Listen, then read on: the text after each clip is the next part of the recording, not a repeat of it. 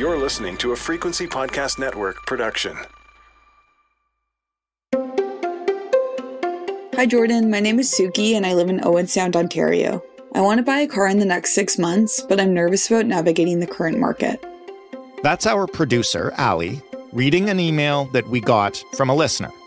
Suki wrote into this show to find out how she can afford a car right now and what she needs to know before starting to shop. I'm interested in purchasing a plug-in hybrid to support EV car production in Canada and beyond, and to reduce my monthly expenses. Suki knows that electric vehicles are not cheap, so she has been saving up for this big purchase. My budget is about $20,000, and I'm willing to make some small monthly payments beyond that down payment, but not more than $200 a month. I want to avoid additional payments if possible because there are other costs like insurance and maintenance that I need to budget for. I've heard it's incredibly difficult to secure a car right now, and honestly, I just don't know where to start. How did we get to this place in the market, and can I possibly afford a car I actually want?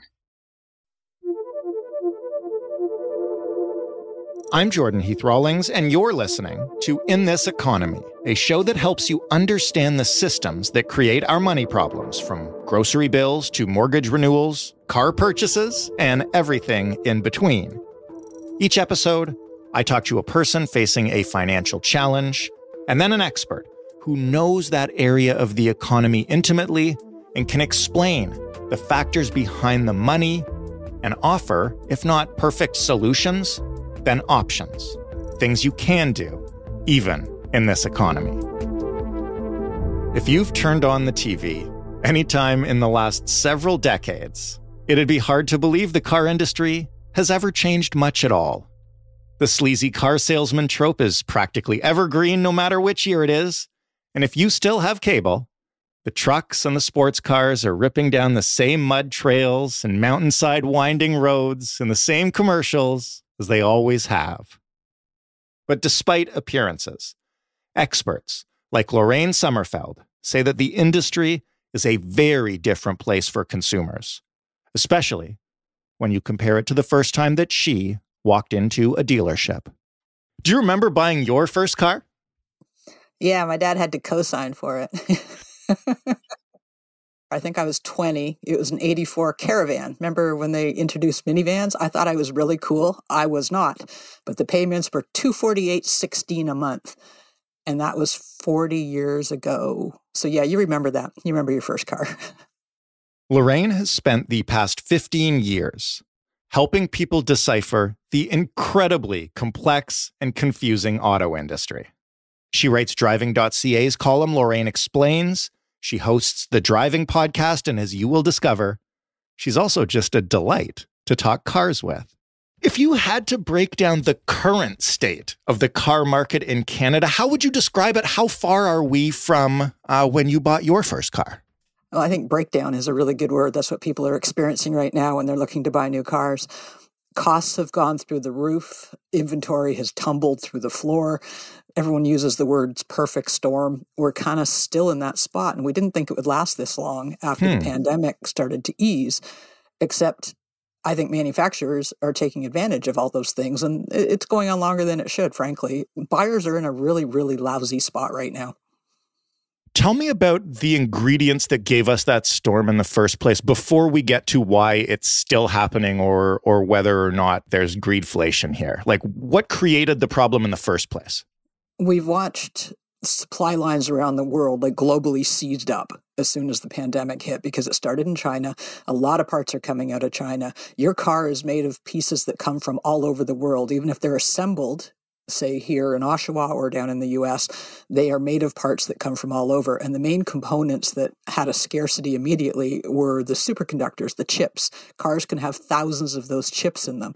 And people with personal computers and laptops, those manufacturers were in line first to get the chips. The automakers didn't realize they were going to be hit with this. And as you remember, every kid needed a laptop. Everybody needed a way to work from home all of a sudden. So the shortages of chips caused the car market to seize up. And the inventory just fell. And dealers, if they had cars on the lot, they were getting full pop for them almost immediately because they knew they weren't getting any more on order. As the pipeline opened a little bit, they started putting those chips into their highest selling vehicles with the biggest margins, as you can imagine a manufacturer would do. But that's bad news for people that just want a basic car to get around in, which is a lot of us. So our listener, Suki, has exactly that problem. She's trying to get a basic vehicle to get around in, and she wants to hopefully buy an EV or a hybrid because she cares about the environment and she's concerned about the cost of gas. But she's not looking for like a top-of-the-line Tesla. She's got a budget of $20,000. How close is that to what we're talking about and what she's looking for? Right now, new car prices in Canada, they just took an average Auto Trader, and it's $66,000. That doesn't mean you can't get a car for less. That's the average cost of a new car. Average. You factor in all those huge pickup trucks and everything you see that people really, really want to buy. You see why it's so high. It's gone up 47% since 2019. I'm not crazy. Those are the numbers. Wow. It's terrible.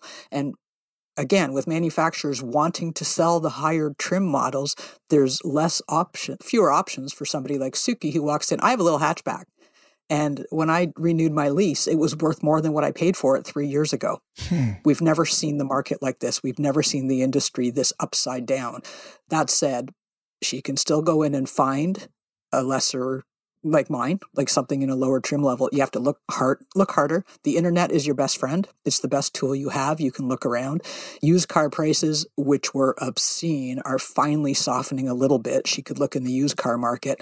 Stick with a registered dealer. Stick with someone registered with a government. Don't curbside. Don't go through Kijiji and stuff unless it's a dealer that you have some recourse with. Huge, huge thing.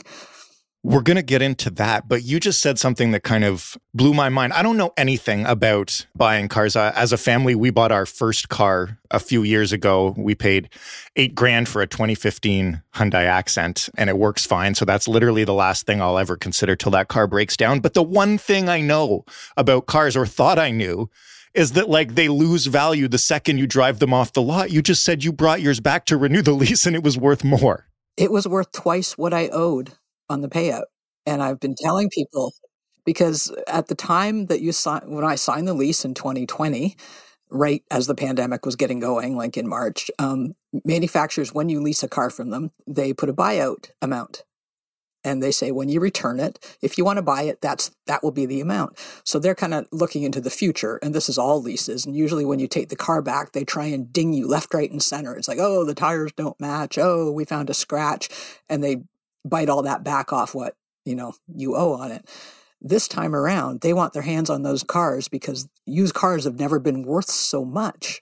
And so they're coming at people, and most dealerships are giving money back. When you turn in your lease, they're giving you cash because they know it's worth more than that buyout amount. And mine was worth double what the buyout amount was.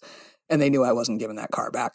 So, has there ever been a time like this before in the auto industry? You've been in this industry for a while.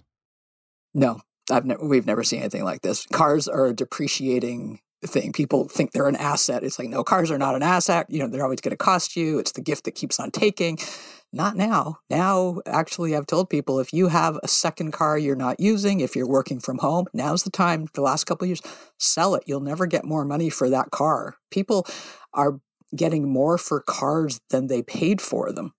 Who has ever said that? Like, that doesn't happen. It's happening. And new cars are costing the same as used cars. Someone goes in to get a used car and they find out a new one costs the same.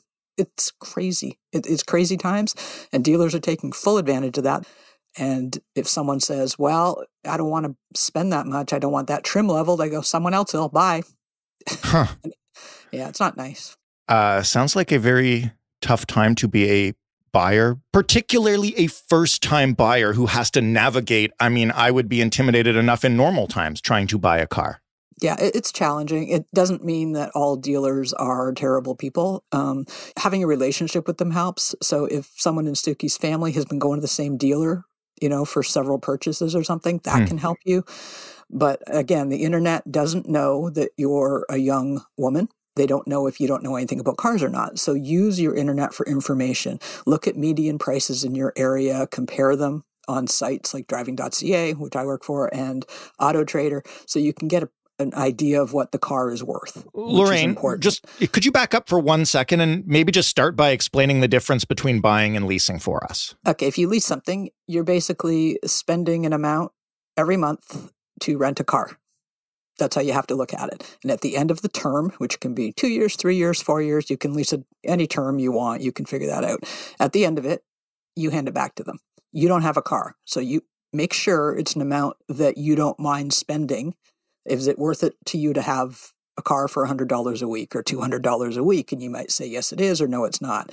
Understand, though, that those prices have gone up too. People traditionally went into leasing if it was business, and they were rich people or businesses were writing it off, or people who said, if I buy it, it's $800 a month. If I lease it, it's $600. And that was a trap a lot of people fell into, and they end up at the end of 4 years holding nothing. So be very cautious if that's not something that you're comfortable with in your budget. At the end of that term, you don't have anything. So if you like having a new car all the time, it might be for you. It might be a cheap way to keep you in a new car. And there's some seniors, I say, this is to keep warranty and to have, no hassles. It might be a great idea to do that. Generally speaking, you should be trying to buy this car so you're not constantly having a car payment for the rest of your life. I feel like for first-time buyers, for young people, that's really not a good option because you need that, or you at least want that car to work for a decade or more. And cars they're better built than ever. They're safer than ever. You should be able to put a lot of kilometers on a new car, maintain it, take care of it. You should be able to do that. So if there's a way, buy as much car as you can for your budget and then take care of it. But they are going to try and push you into a longer payment period, a longer loan period. That's their job. They're going to suggest you lease. It's going to look attractive when you're sitting there and you can't afford the one you want. And they make a way for you to afford it. You can get a little swirly. And that's where you have to kind of go in already knowing what you're going to do. You just described the shortages of superconductors and other things that led to these crazy spikes in prices. Again, I'm no auto industry expert. I know, because I am an electronics geek, I know that demand has eased, or at least there's a lot more supply available. Started happening maybe a year ago, maybe even a little more. So let's get into why prices are still like this. Inventory rates for cars in Canada has still not rebounded to where it was. It's coming back. No province is back up to where they were. Things are moving. Things are coming through the pipe. They're getting inventory. They're getting deliveries. Inflation came along right when the storm was settling a little bit. Interest rates jacked. And interest rates, again, you have to factor that financing into the cost of your car if you're financing it. And it could double the price over 6 years or however long the term is that you take. Consumers have to be really smart and look at the big numbers, even though it's scary. Look at the whole thing, because otherwise you're spending $70,000 on a car that's worth $35,000. A quick sidebar here. This is for those getting their first car as well as anyone looking to trade theirs in for something new. Taking on negative equity, as Lorraine said, essentially means that you owe more money for the car you're driving off the lot than that car is actually worth. That could be because you didn't finish paying off your last car loan, or even because a salesperson is convincing you to get a bunch of add-ons. Okay, we'll go back to Lorraine. Negative equity is a massive problem. You're in a car that you owe on the last car, and you've rolled it into a new car loan. And it's legal in Canada for them to give you a car loan that's 120% of the vehicle you're buying, so that you can buy extended warranties and fancy mats and stuff. It's predatory. It's not good. And you have to be smart. You're a consumer. You have to arm yourself and know what you want to do. So someone like Suki, anybody buying their first car, never been to a dealership, probably has those ideas in their head about car salesmen, thanks to stereotypes. And what do you tell those people? What should they be on the lookout for when they walk into a dealership? Can they trust that salespeople have their best interests in mind? Are salespeople working on commission? What do you do here? What's the actual lay of the land? When you walk in a dealership, the first thing a sales rep, they'll come up to you and they'll say, how much do you have to spend a month? No. Don't buy a car by the month. Buy the whole thing. If your budget's $20,000, don't get them to break it into a monthly thing, because all they'll do is say, well, that's not enough. But if we go to a 7-year loan or an 8-year loan or a 9-year loan, and that's how they shoehorn you into a car you can't afford. So don't be pushed off with a monthly amount, and they will focus on that monthly amount until they grind you down. Don't let them. You have a number. Stick with that number. There's charges on top of that. We can talk about which ones are fair and which ones aren't, but stick with that number. They are working on commission. There are some snakes and sharks. There are some very good people. Again, if you know anyone who has some good experiences with a local, the same way you find a mechanic or a doctor. So talk to people that you know in your families and friends. I've got an awesome car salesman I've dealt with for 20 years. I send him so much business. I know that he's not going to rip anybody off because it would just, seize up a pipeline for him. But a consumer needs to know what their budget is and what they want. And again, go online and do the research. Suki wants, she said, plug-in hybrid or an EV. Not going to happen on a $20,000 budget. Not at all, eh? No, an EV, and plus wait. Like the wait times on EVs are insane because, people want them. That said, there's a lot of them.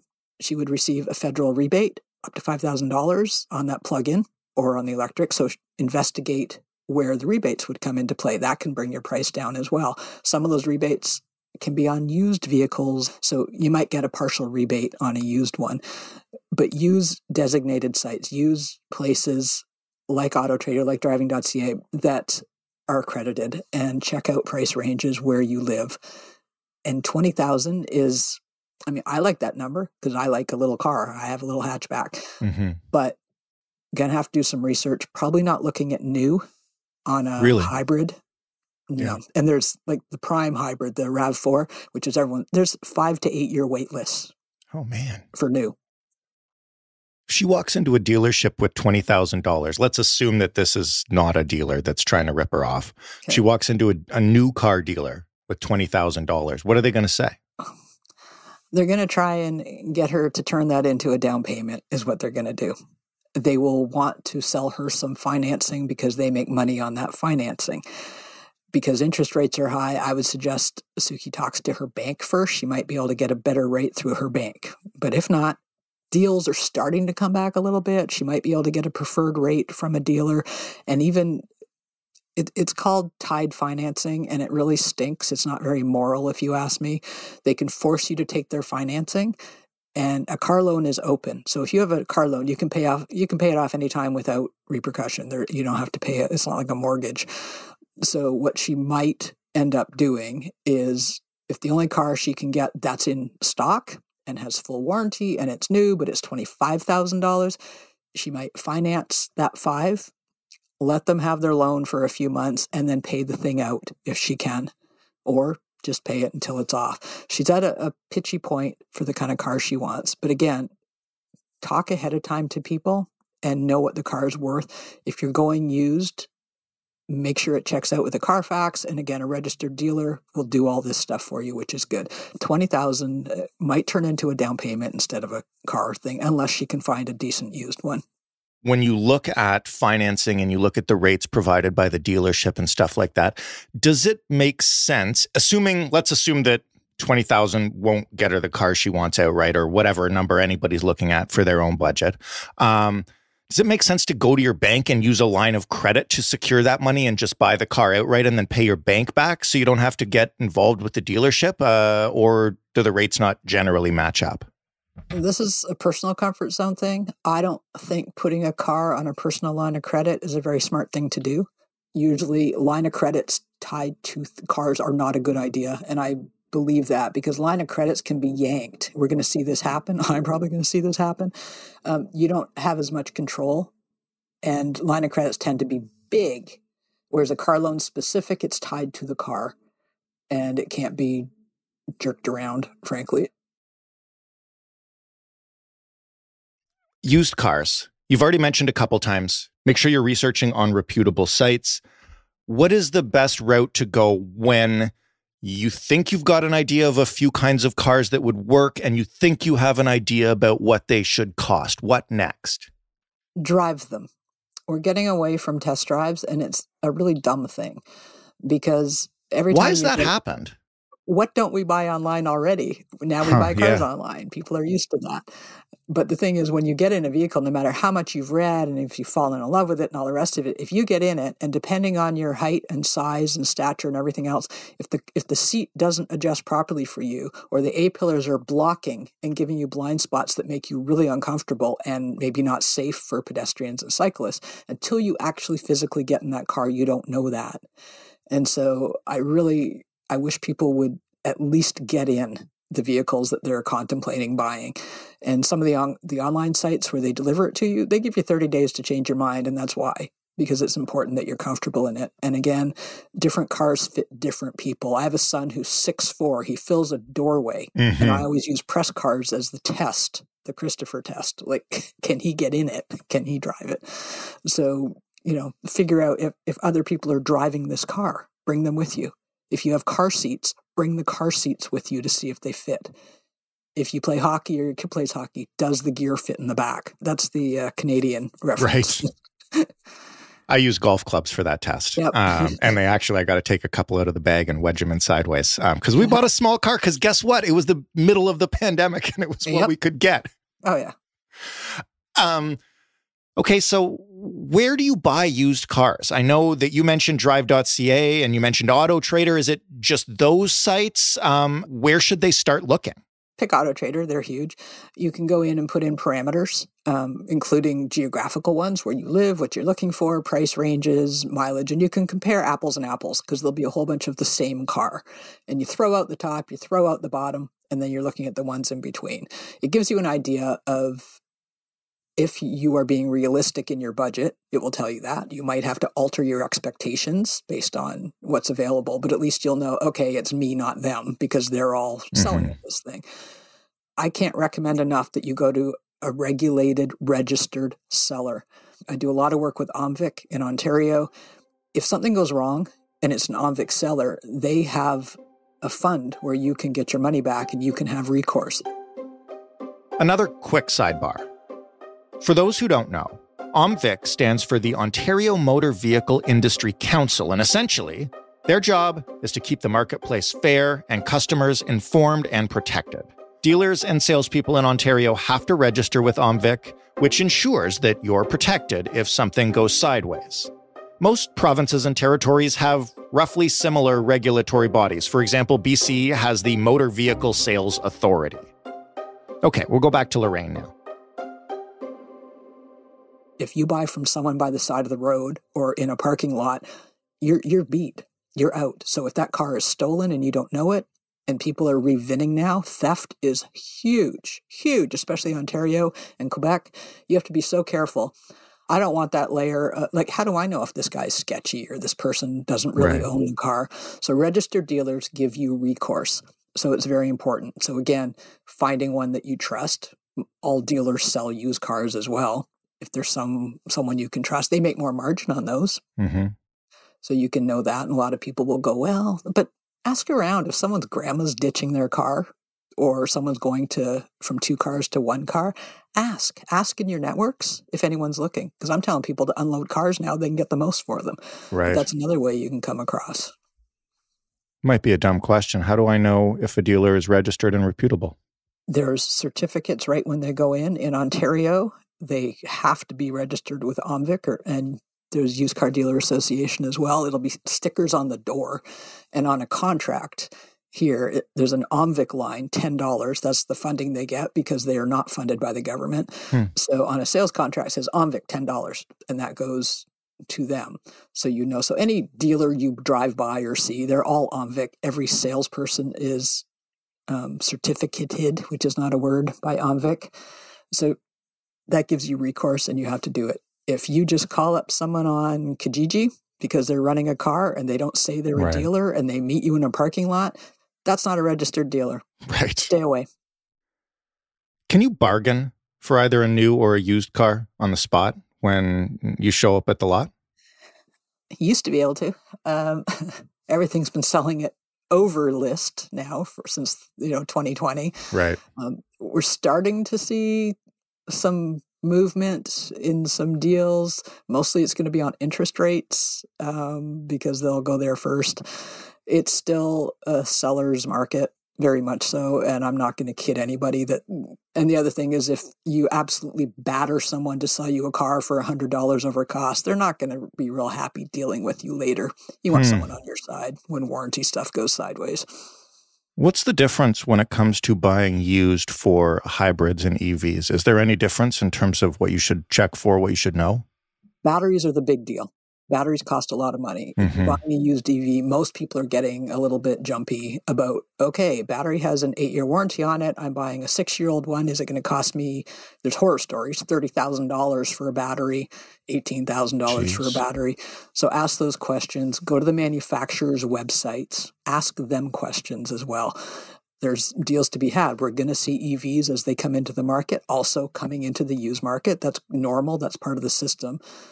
I wouldn't buy a hybrid or an EV used except from the person or dealer that specializes in that brand. What other costs are associated with purchasing a car that Suki should budget for, that she should be prepared to pay on the spot? Like if we're looking at a car that's $18,999 on the ticket. What does that add up to after all the fees are included? And then what else should she be budgeting for in the months to come afterwards? Depending on what province she's in Ontario, the advertised price anywhere online, on a sticker on the car, anywhere, that price has to be the price except for taxes and license. Now, what's happening in our greedy times is a lot of tide selling. You're going in and they're saying, well, we already did undercoating on it, and we already did tinting, and we already have tire protection. You have to pay that stuff. It's already on the car. Those are things you probably don't want. And if you do want them, it's because you did research and decided you wanted them. It should be up to you, not when you've been trapped in that little airless room and they batter you into taking things. Don't let them do that to you. I mean, you have to go in that room, but know ahead of time what you want. So sounds like a hostage situation. You're not making this sound a ton of fun, Lorraine. You know what? But if you're armed, think about if you're a hostage and then you go, aha, I have information as my weapon. So nice. You can do that. But there's a ton of stuff they're going to try and sell you. And lately they've been just doing it to the car already and saying, take it or leave it.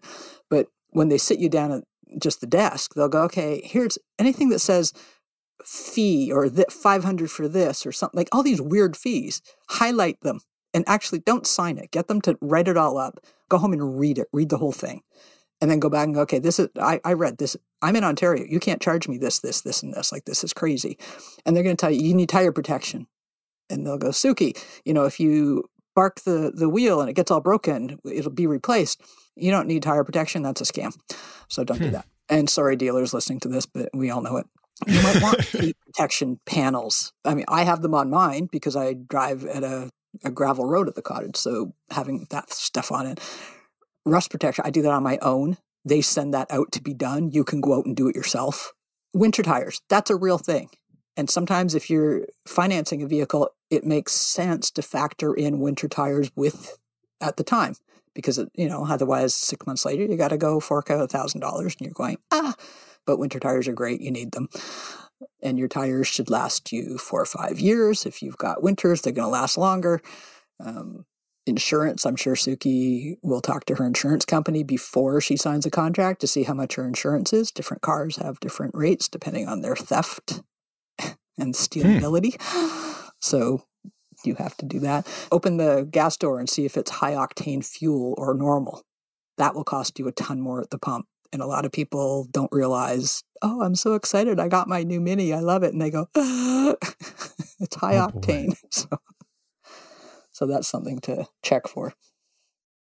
Let's talk about the moment of truth for a second, because you just mentioned being in that room. And then you said, take a look at the contract and highlight the stuff you don't understand and take it home and read it and then come back. What happens when you're at that contract point and then you start looking at it and you're like, you say, hey, excuse me, I want to walk away with this and I want to go look at it and research some things. And then I'll come back tomorrow and we can discuss it some more. What happens in that moment?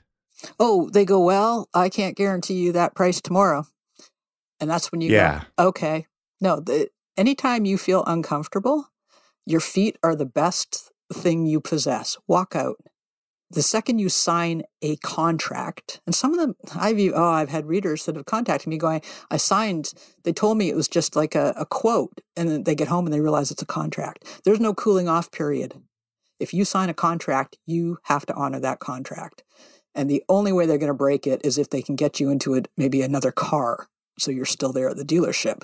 Not everyone is terrible. If you've made a mistake, they'll try and, help you buy something that you do want. But technically speaking, they got the signature, you got the car. So if you're not sure, take your time. Leave. They should want the sale more than they should want the sale right this second. So take the information, ask them, make them write it down. Everything has to be written down. If they go, listen, when it comes in, don't worry, we're going to remove that from the deal. No, they're not. No, everything has to be in writing. Find the sales manager if your sales rep isn't very clear. The other thing is if you have a sales rep and you're not very comfortable with them, ask for another one. Hurt their feelings. Who cares? Say you would like to deal with somebody else. And if they say no, go to another dealer. One other option I want to mention while it's here is because I'm sure there are some people listening who may even have less than 20 grand or may even be wondering if they need to own a car at all. A lot of people, especially those in cities, are using rental car services like Communauto or Evo out in BC. When does it become a better deal to use those kind of things as opposed to trying to buy a car? Like, who's a good fit for that? Honestly, I'm going to write myself out of a job in the very near future. If you don't need a car, if there's any way you can get around buying a car, don't buy a car. It is so much money on so many things that it ends up owning you.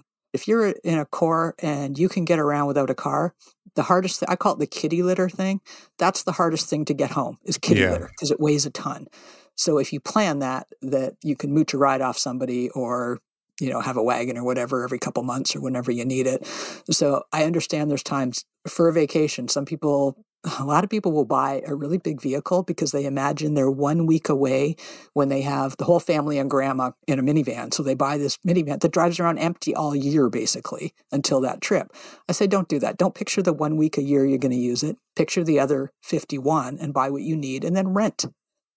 Rent a minivan for that 1 week when everyone is together. So you can look at it that way. There's people that absolutely have to have transportation. They need a car. I understand. So there's zero coming from me on that. But if you have the opportunity not to, and this is when students graduate and if they start working in a core and they don't have a car, if they don't get used to a car, they're probably not going to be as fast to run and get one because there's a lot of money every month. Once you bought a car, and we're assuming now that Suki and others haven't just listened to what you had to say and just turned this off already, fine, I don't need one. Let's assume they do. Are there any other ways for someone like Suki, who's going to blow a huge chunk of money on this car and will probably feel pretty poor afterwards, to keep costs down once you've got it? Maintain it. Maintenance is so much cheaper than repair. Get a tech that you trust. Take your owner's manual and put it in the bathroom. It's the only place you'll read it. Read it. You will learn a lot about your car in that manual. Just the way you don't know how much your phone can do in your computer. It's the same with your car. So read the manual. I would say get a dash cam, which I know sounds a little crazy, but you can get one for like $100, $120. A dash cam will babysit your car when you're not in it.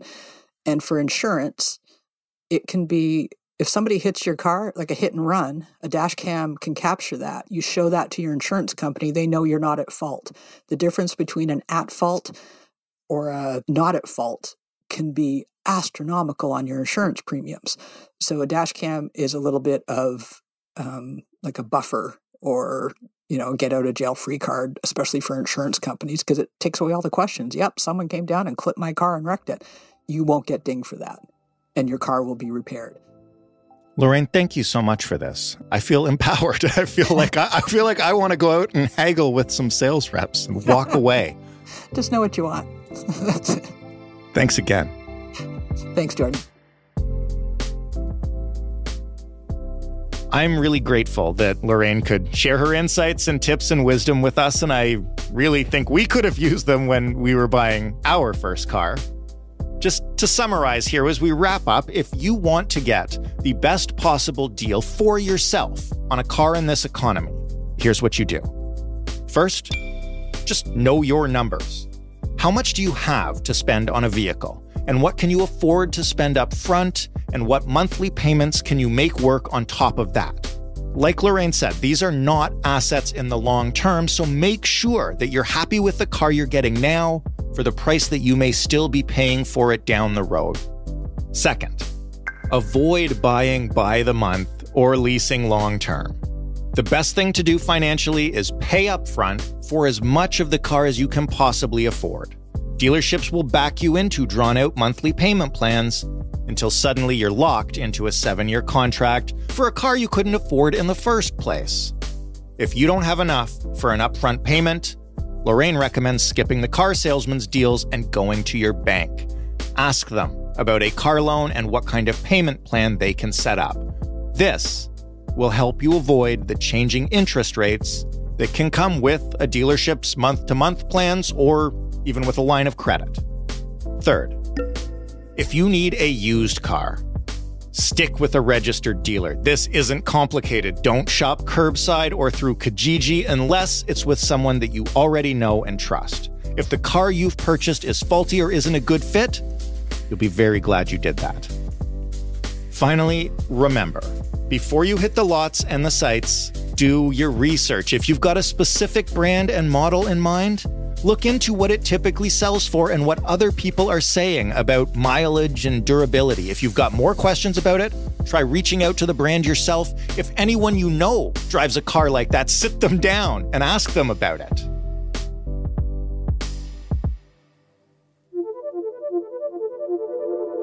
I want to thank Lorraine again for being our expert on this episode. You can read her insights and updates on the Canadian auto industry at driving.ca. You can listen to them on her show, The Driving Podcast. And thank you, of course, to Suki for writing into the show and asking us to look into this. It was a fascinating trip into a world a lot of us don't spend much time in.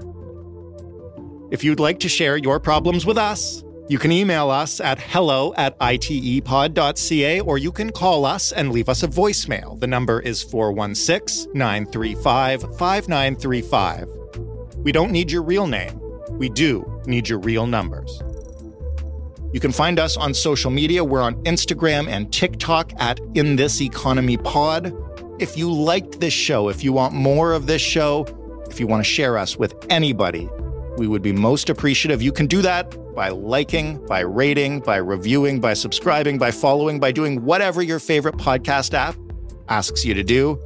I'm your host and executive producer, Jordan Heath Rawlings. This episode was written and produced by Ali Graham. The sound design was done by Ryan Clark, and the story was edited by Stephanie Phillips. Mary Jubrin is our digital editor. Diana Kay is our manager of business development. Together, we make up the Frequency Podcast Network. Thanks again for listening. We'll talk to you next week on In This Economy,